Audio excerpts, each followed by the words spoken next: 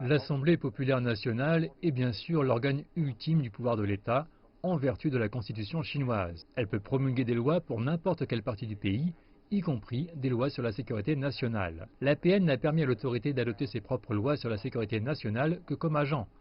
Elle a donc fait confiance à Hong Kong, en tant qu'agent, pour agir en son nom pour promulguer ses lois. Et l'APN attend patiemment, comme le reste du pays depuis 23 ans, pour que cela soit fait. Donc il s'agit d'être raisonnable à ce sujet. Mais rien ne s'est passé.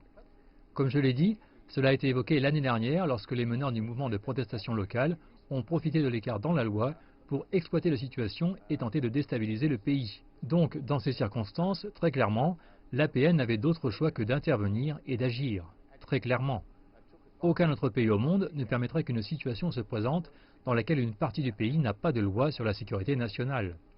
Et lorsque cette situation est exploitée par des éléments qui s'opposent au pays lui-même, et effectivement par des forces étrangères, aucun pays dans le monde ne tolérerait cette situation. Les États-Unis ne le feraient pas, le Royaume-Uni ne le ferait pas, le Canada ne le ferait pas et la France ne le ferait pas.